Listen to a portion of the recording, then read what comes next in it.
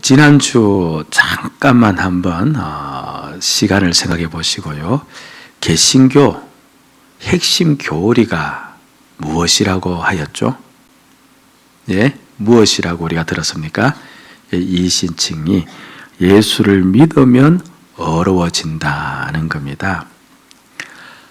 우리는 이 말씀을 들을 때 큰 감동이 오지 않을 수도 있고 또 느끼지 않을 수도 있어요.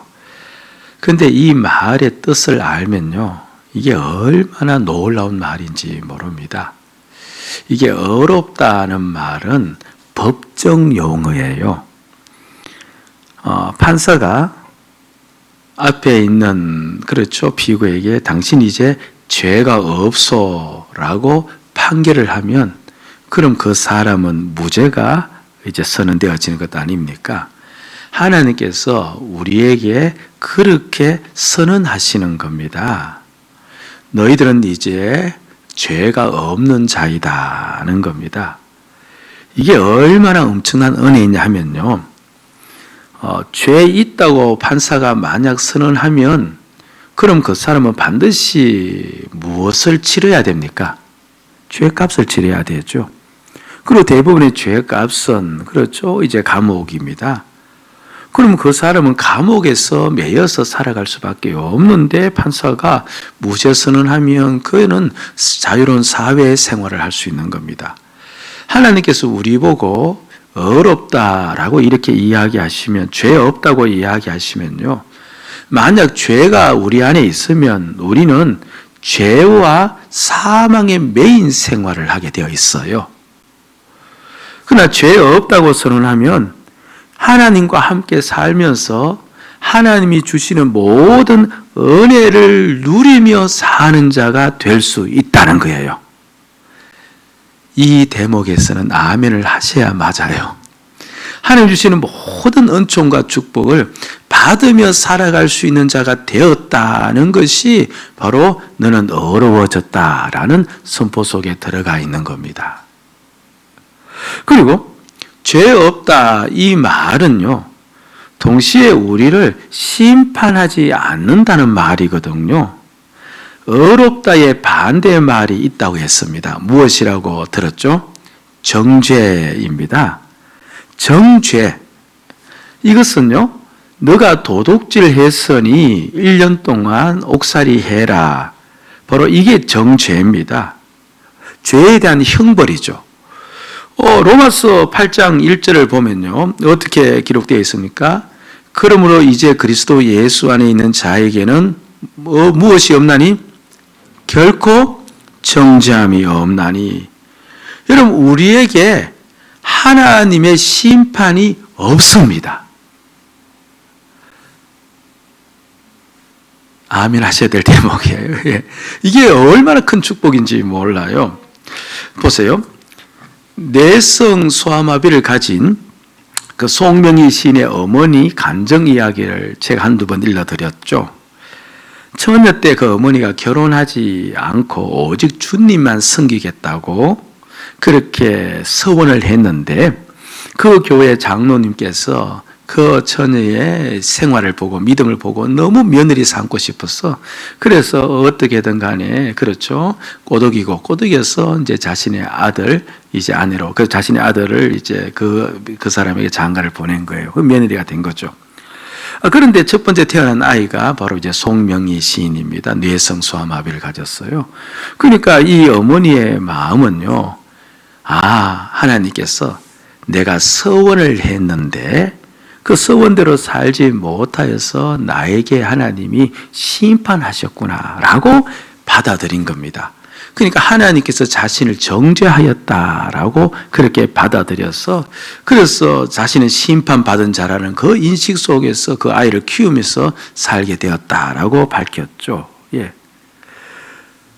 근데 이런 심판이 우리에게 없다는 겁니다.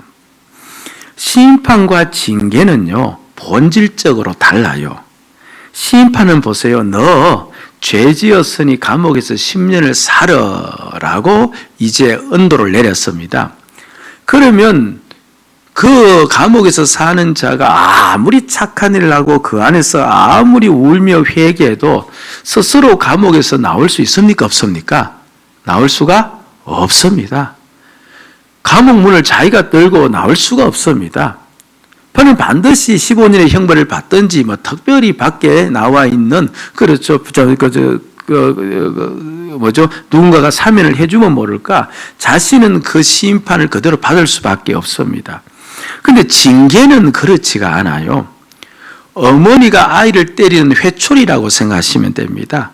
아이가 버릇이 나쁜데 이제 엄마가 회초리 들지 않습니까? 아이가 매를 맞다가 그냥 와락 내가 잘못했다고 그렇게 고백하고 엄마 품에 안기어듭니다. 그러면 엄마가 물론 또 요새 엄마들은 성향이 또 독한 분만 계속 때릴 수 있는데 대부분 어떻게 합니까? 회초리를 거두고 아이를 품에 안고 다시는 그러지 말아라고 한번 다짐받고 끝을 내버립니다. 그러니까 아이가 그냥 엄마에게 달려오면은 엄마는 그 아이의 반응을 보고 어떻게 하는 거예요? 그 회초리를 거두는 거죠. 이게 징계입니다. 하나님께서 우리가 신앙생활 또는 우리가 주님 앞에서 더 바르게 살게 하기 위해서 가끔 징계를 하기도 해요. 그러나 우리가 주님께 돌아가기만 가면 주님께서는 그 징계를 어떻게 합니까? 거두어 버립니다. 근데 심판은 우리 마음대로 되는 성질의 것이 아닌 셈입니다. 아닌 겁니다. 그런데 놀랍게도 하나님께서 우리에게 무엇을 하지 않겠다는 거예요. 믿음으로 어려워졌으니까 너희가 죄가 없다고 판정받았으니까 너희를 결코 정죄하지 않으니까 나는 너희를 무엇하지 않겠다? 심판하지 않겠다는 거예요. 그럼 우리에게 닥친 여러 가지 모든 힘든 환경, 어려운 환경, 그렇죠. 고난이든 무엇이든 간에 우리가 주님께로 가기만 가면 그 모든 것들을 주님께서 어떻게 하시겠다는 겁니까? 다스려 주시고 해결을 줄 수 있다는 말씀이에요. 로마서 8장 35절 말씀이 그걸 우리에게 가르쳐 주고 있는 겁니다. 보세요. 누가 우리를 그리스도의 사랑에서 끊겠느냐? 환난이나 공고나 박해나 기근이나 적시나 위험이나 칼이라. 보세요. 저 본문을 좀 보시면 만약에 환난이 하나님의 심판 가운데 왔다면 그럼 반드시 심판의 기간을 채워야 돼요. 그런데 가끔 우리가 환난이 올 수 있어요. 공고가 올 수 있습니다. 그럼에도 불구하고 우리가 주님께로 달려가면 그리스도의 사랑이 우리 안에 있기 때문에 그리스도의 사랑을 통해서 우리에게 하나님께서 사랑을 베풀어 주셨기 때문에 저 모든 것들을 전부 다 어떻게 하겠다는 겁니까? 하나님께서 다스리시겠다는 거예요. 할렐루야? 예. 하나님께서는 우리를 어렵다 하셨기 때문에 반드시 우리에게 역사하십니다. 이렇게 이루어진 이 은혜를 믿고 살아가는 것, 바로 이 의미가 믿음으로 어려워졌다는 그 말씀 속에 들어가 있는 거예요. 하나님 우리 심판하지 않아요. 그렇죠. 하나님 우리 죄인이라고 말씀하지 않으십니다. 하나님 그렇기 때문에 우리와 함께 사시면서 우리에게 은혜를 베푸시겠다고 약속하신 놀라운 말씀이 믿음으로 어려워졌다는 말씀이에요. 아멘? 예. 그리고 주님이 우리를 정죄하지 않듯이 우리 또한 주님과 함께 사는 우리 또한 다른 사람을 정죄하지 말아야 됩니다. 정죄라는 말씀 속에는요, 다른 사람을 제한하는 것도 포함되어져 있는 겁니다. 예를 들어서 너는 능력이 그것밖에 안 되니 너는 그렇게 살아갈 수밖에 없어. 그 말은요, 그렇죠. 너는 그렇게 살아갈 수밖에 없다라고 그 사람은 가두어 버리는 것이기 때문에 그것 또한 정죄에 해당되어져요. 보세요. 하나님께서 우리의 삶에 제한을 두지 않습니다. 내가 너에게 복을 주는데 복을 요만큼만 주겠다 하지 않습니다. 하나님께서 복을 베풀어 주시는데도 그렇죠. 한량없이 베풀어 주시겠다. 은혜를 주셔도 한량없이 주시겠다. 그러니까 우리들의 삶에는요, 무한한 가능성이 열려 있어요. 아멘?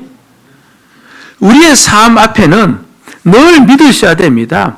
무한한 가능성. 하나님은 제한을 두지 않고 은혜를 주시는 분이시기 때문에 무한한 가능성이 우리 앞에는 열려 있다. 열려 있다. 그런데 가끔 우리는 다른 사람을 향하여서 그런 정죄를 할 때가 있다는 겁니다. 제가 이곳에 교회를 이제 개척하기 떠나기 전에 어느 한 목사님과 잠깐 말씀을 나누는 가운데 있었는데요. 그 목사님의 한마디가 저를 제한시켜 버린 겁니다. 제 꿈과 열정을 가두어 버렸고, 그렇죠. 제 소망도 가두어 버렸고, 그 말씀이 뭐냐니까, 그렇죠. 물론 그 목사님은 아기를 가진 것도 아니고 그냥 아무런 생각 없이 그냥 툭 내뱉으신 말씀인데요. 저를 향해서 목사님이 그쪽 가서 교회를 개척하면 이 정도 숫자까지는 목회할 수 있을 것 같습니다. 라고 이야기한 거예요. 제 숫자를 말씀하지 않겠는데 이 정도 숫자까지는 목회할 수 있을 것 같습니다. 그럼 그 이상은 된단 말이에요? 안 된단 말이에요? 안 된다는 말이에요. 그 정도 숫자를 딱 제한을 해놓은 겁니다. 그 숫자가 넘기 전까지는요, 늘 제 머릿속에 떠나지 않는 것이 그 목사님의 음성이었습니다. 나는 그래서 정말 목사님 말씀처럼 이 정도밖에 안 되는가 보다. 난 이렇게밖에 목회가 안 되는 것보다. 난 이렇게 능력이 없는가 보다. 떠나지를 않는 겁니다. 한편으로 아니야, 주님을 믿고 의지하면 돼. 이것이 있는데, 그런데 그 목사님의 던지듯이 한 한마디가 머릿속에 남아서 제 꿈도 제한시켜버리고 더 크게 기도하고 싶은 것도 이 정도밖에 안 되는데 라는 생각이 들면서 그 숫자를 넘기 전까지 계속 그것에 매달려서 살았던 그런 기억이 지금도 저에게 생생합니다. 생생해요. 예? 우리가 다른 사람들에게 행위나 그와 같은 말들을 만약 던져버리면 우리는 그 사람을 제한하게 되어지고 동시에 그 사람을 정죄하는 셈이 되어집니다. 내가 누구의 위치에 서게 되어지는 거예요? 하나님의 위치에 서게 되어집니다. 하나님께서 나를 죄 없다 하시고 그리고 나에게 모든 은혜를 베풀어 주시겠다고 말씀하신 것이 바로 믿음으로 어려워진 것이라면 어려워진 우리 또한 서로와의 관계 속에서 그렇죠. 그와 같은 정죄의 말과 제한의 말을 사용하지 않는 것이 마땅한 줄로 믿습니다. 아멘. 그러면서 오늘 본문 믿음으로 어려워진 그 삶 속에 그런 믿음 안에서 사는 것이 무엇인가를 우리가 한번 보려고 합니다. 20절 말씀인데요. 우리가 많이 읽고 들었던 말씀이죠. 자, 우리 가정에서 예배 드리신 분들 다 소리를 모아서 성경을 보시고 크게 읽어주시기 바랍니다. 같이 읽읍시다. 내가 그리스도와 함께 십자가에 못 박혔나니 그런즉 이제는 내가 사는 것이 아니요 오직 내 안에 그리스도께서 사시는 것이라. 이제 내가 육체 가운데 사는 것은 나를 사랑하사 나를 위하여 자기 자신을 버리신 하나님의 아들을 믿는 믿음 안에서 사는 것이라. 물론 여기 저 본문을 나누어서 구체적으로도 설명할 수 있겠지만 그냥 한 대 다 묶어서 믿음 안에서 사는 것이 무엇이냐 그렇게 이야기했을 때 바로 주님과 함께 사는 것이다는 것을 일러주고 있는 거죠. 우리가 알고 있지만 따라합시다. 믿음 안에서 사는 것은 주님과 함께 사는 것이다. 자, 우리 다시 한번 말을 붙여서 시작. 믿음 안에서 사는 것은 주님과 함께 사는 것이다. 주님과 함께 산다는 것은 주님의 마음, 주님의 생각, 주님의 요청대로 내가 살아간다는 거죠. 오직 주를 위해서 살아가는 것. 바로 그것이 주님과 함께 사는 것이다는 겁니다. 한때 이 하나님을 떠나서 세상에서 살던 어느 집사님 한 분이 회개하고 돌아와서 열심히 신앙생활을 했습니다. 이분의 이야기를 보면서 믿음 안에서 사는 것이 무엇인지를 우리가 어느 정도 이해할 수 있는데요. 그런데 이분이 열심히 신앙생활을 하시다가 몇 주째 교회를 나오지를 않는 겁니다. 그래서 목사님께서 이제 신방을 간 거죠. 그런데 그가 이런 이야기를 그 목사님에게 들려준 겁니다.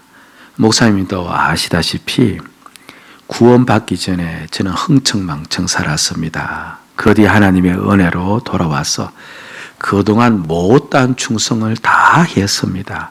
주일에는 거의 교회에서 살았고 평일에도 매일 교회에서 일했습니다. 그런데 목사님, 제 마음이 늘 갈급하고 만족이 없습니다. 옛날 세상 살 때와 비슷합니다. 답답합니다.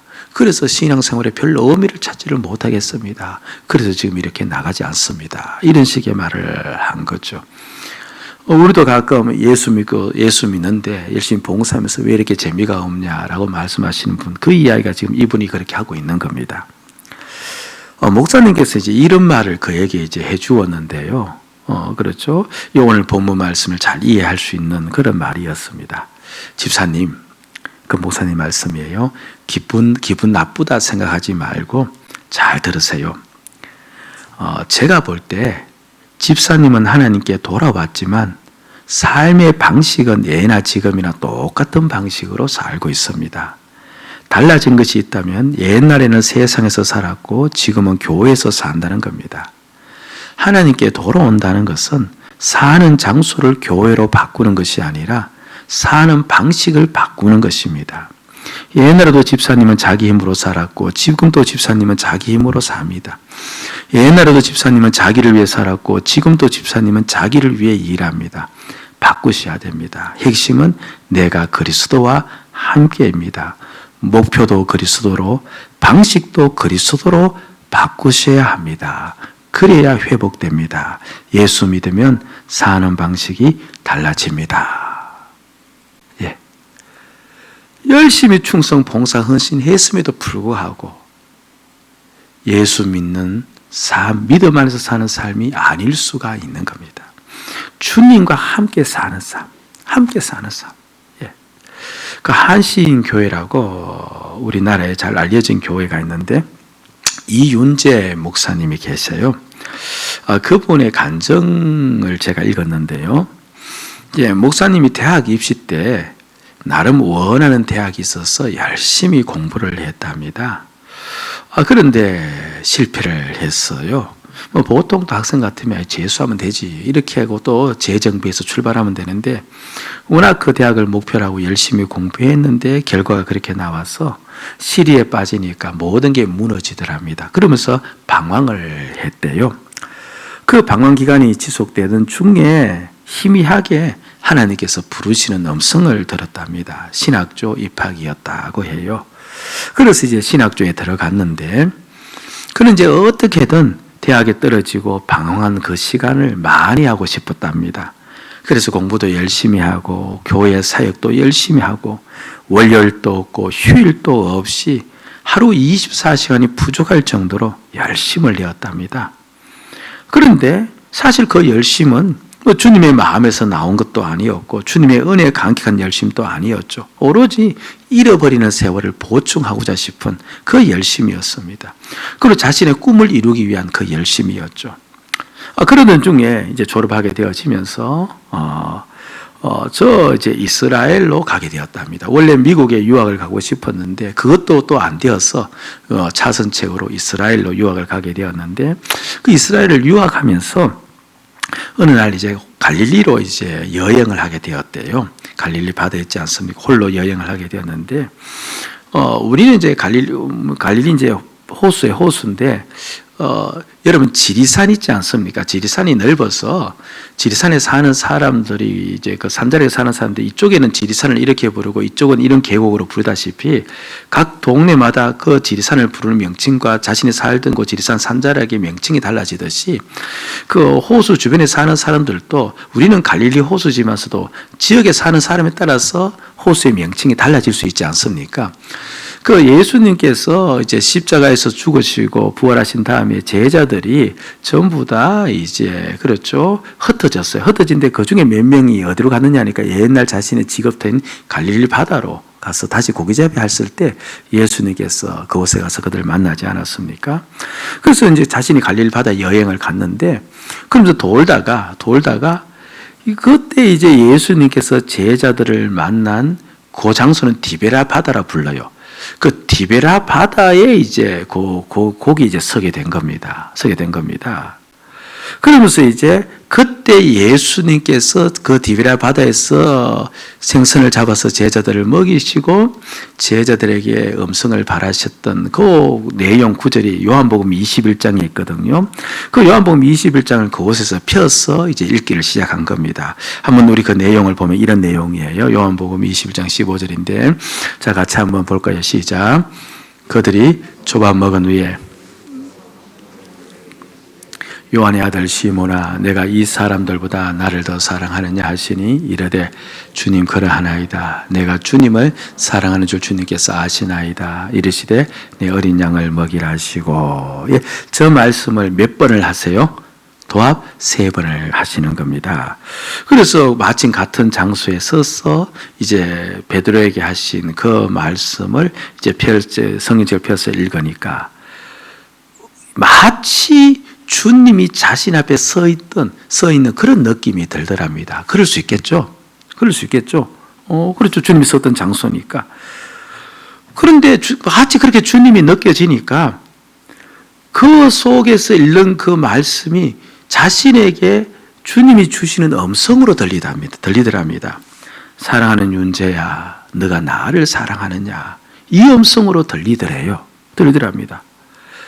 만약에 사랑하는 윤재야, 너 날 위해서 열심히 목회했지. 그리고 날 위해 공부하러 이곳까지 왔구나. 만약 이렇게 이야기했다면 예, 주님 제가 그렇게 왔습니다 라고 이야기할 텐데, 그런데 그 성령책을 펴들고 그 자리에 있을 때 그때 들려주는 주의 음성은 윤재야, 너가 나를 사랑하느냐? 나를 사랑하느냐?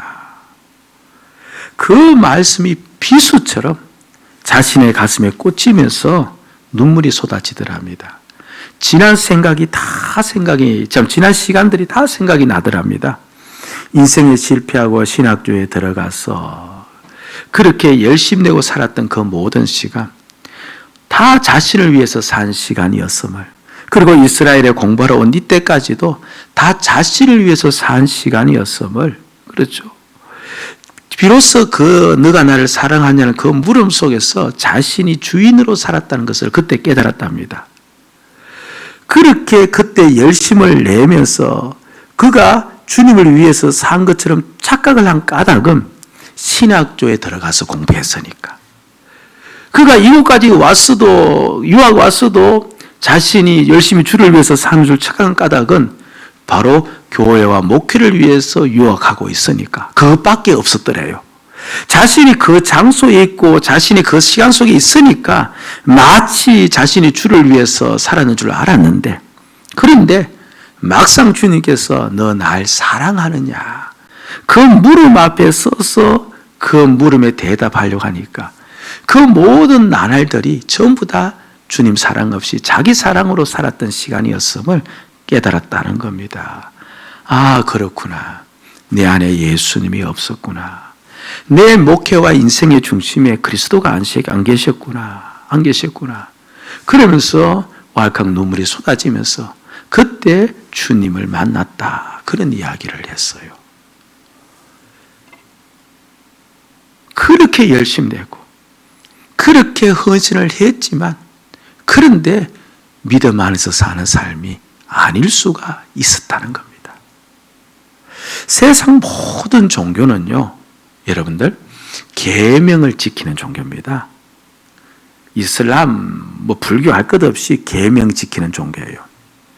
그런데 유독 우리 주님께서 하시는 말씀은 너는 나를 따르라, 그렇게 이야기해요.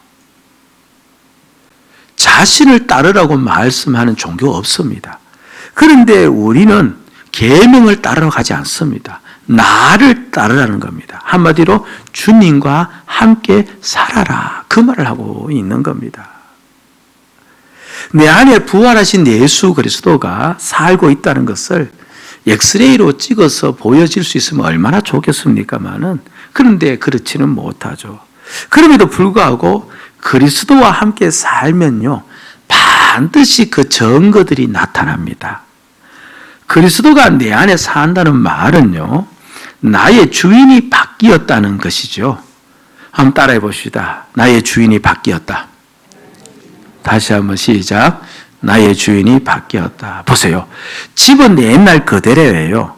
그런데 주인이 바뀌었어요. 주인이 바뀌고 나니까 벽지도 커튼도 더 밝고 아름다운 색깔로 바뀌고 인테리어도 바뀌지 않습니까? 그 집 덩어리는 그대로인 것 같은데 완전히 딴 집이 되어버렸습니다. 분명히 예전에 내가 맞아요. 그 덩어리는 하나도 바뀌어진 것이 없어요. 그런데 예수가 진정 나의 주인이 되어지면, 그리스도와 함께 사는 사람이 되어지면 그는 딴 사람이 되어버리는 겁니다. 바로 그 전까지는 자신이 주도하는, 내가 주도하는 인생이 되었는데, 그런데 예수 그리스도를 믿으면은 그리스도가 나를 주도하는 그리스도 주도형의 인간으로 완전히 바뀌어지는 겁니다.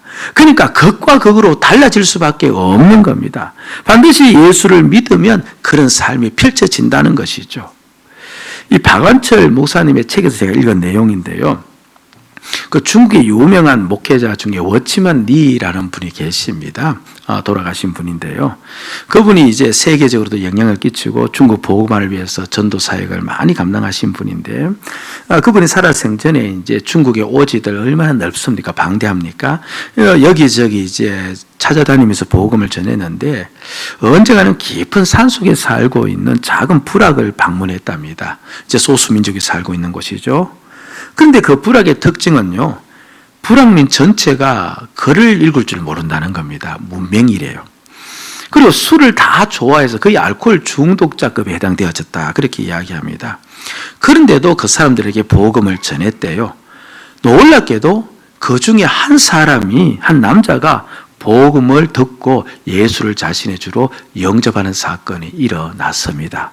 참 그걸 보면 우리가 시와 때, 그리고 사람을 가리지 말고 복음을 전해야 된다는 것을 알 수가 있는데, 그런데 이 사람이 늘 술에 찌들어 있는 알코올 중독자예요. 그런데 여하튼 이 사람에게 은혜가 임하여서 예수를 자기의 주로 영접을 했는데, 이제 문제는 이 워치만 리는 순회 전도자예요. 이제 다른 곳으로 가야 되는데, 그래도 이 사람의 이제 영접했으니까 믿음을 보존시켜 주어야 되는데, 만약 글을 읽으면 어떻게 하면 됩니까?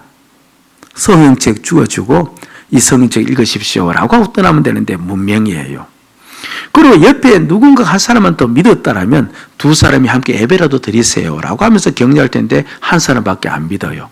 그리고 이 사람은 알코올 중독자입니다. 이게 믿음이 유지될 수 있는 방법이 이게 없는 겁니다. 그럼에도 불구하고 뭔가 조치는 취해야 되겠는데, 그래서 그 사람을 불렀답니다. 한 가지 당부를 했대요. 당신은 예수 그리스도를 당신의 주인으로 모셔들었습니다. 자, 내 말을 잘 들으세요 하면서 예수를 주인으로 모셔들었다는 그 말이 사실 이 사람에게는 생소한 말이고 이 사람에게는 아직까지 이해가 안 되는 말이죠. 그래서 내 말을 잘 들으세요 하면서 이제 다시 설명해 주기를, 앞으로 당신 안에 있는 그리스도가 당신의 두목입니다. 그렇게 설명을 해 주었대요. 그러니까 당신 안에 있는 그리스도가 당신의 두목입니다. 예? 그리고 이제 그곳을 이제 떠났답니다.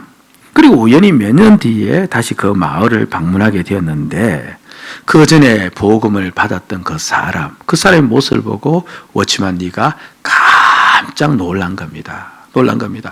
거룩한 그리스도인이 되어 있거든요. 저는 이 글을 읽으면서요, 참 공감을 많이 했습니다. 사실 워치만 리가 그렇죠, 당신 안에 있는 그리스도가 두목입니다 이렇게 이야기한 다음에 그 다음에 이제 그 지역을 떠나서 그 사람에서 기도했을 터인데, 그럼 정말 믿음이 있다면요, 그 사람이 좀 변했을 것을 상상하고 왔지 않겠습니까? 그런데 워치만 리의 마음속에는 그 사람이 변했으리라고는 상상이 잘 안 되었던 모양이에요. 제가 공감을 한다는 것도 바로 이 부분입니다. 제가 여러분들에게 예수를 주로 삼으십시다, 이렇게 믿으십시다 했는데, 정말 어떤 성도가 주로 믿고 막 살아가요. 그럼 누가 더 놀라요? 제가 막 놀라는 겁니다. 야, 이거 정말 대단하다. 그래서 근데 이제 그런 경우입니다. 예. 그래서 너무 놀랍고 의아해서 물어봤답니다. 아니, 어떻게 해서 당신이 이런 그리스도인다운 생활을 할 수가 있었습니까? 그러자 그 말을 받은 그 사람이 이런 말을 하더랍니다. 물론 술은 그동안 한 방울도 입에 대지 않았다는 거예요. 떠난 그 이후로부터. 선생님이 마지막 떠나실 때 들려준 말을 기억하시나요? 내 안에는 이제 내가 사는 것이 아니고 그리스도가 사는데 그분이 두목이라고 말씀하지 않았습니까? 선생님 오실 이때까지 나는 내 안에 계시는 그 두목의 음성을 듣고 살았습니다. 두목의 음성을 듣고 살았습니다. 믿음 안에서 산 거예요. 믿음 안에서 산 거예요. 지금 영상예배 드려지고 교회 출입이 안 되었지라도요, 많은 목회자가 다 걱정하지 않습니까? 믿음 잃지 않을까? 그런데 정말 예수를 내 주인으로 받아들이면요, 결단코 믿음 잃지 않아요. 더 성전을 사랑하게 되어지고 더 교회를 바라보게 되어지는 거죠. 예? 믿음 안에 사는 거, 이거 주님과 함께 사는 거예요.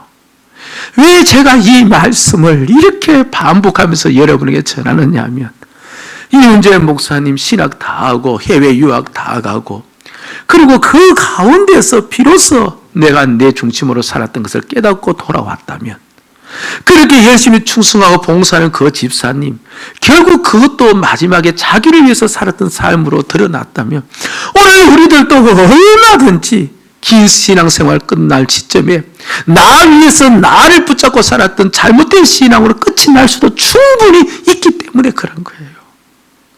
믿음 안에 사는 것은요, 예수와 함께 사는 거예요. 아멘? 주님과 함께 사는 거예요. 주님의 마음으로 살고, 주님의 생각을 내 생각으로 삼아 살고, 그러다가 내 생각 뛰어나오면 회개하고 돌아가고, 주님의 목적 이루고 주님의 뜻 이루기 위해서 주님의 몸으로 살아가는 것, 그게 믿음 안에서 사는 것이고, 그렇게 살아가면 그 삶에 반드시 우리 하나님 은혜 주십니다. 환평케 하시고 회복의 역사를 반드시 주십니다. 오늘 내가 내 중심으로 사니까 상과 환경이 구겨져서 우리에게 다가올 때가 얼마나 많이 있는지 모르는데, 여러분들 믿음으로 어렵다함을 입었으니 이제는 믿음 안에서 사는, 그래서 내가 믿음 안에서 살면서 내 삶과 내 주변의 모든 삶도 주 안에서 질서 있게 다시 모든 것이 회복되어지는 그런 역사가 우리에게 일어날 수 있기를 주의 이름으로 축복을 드립니다. 아멘.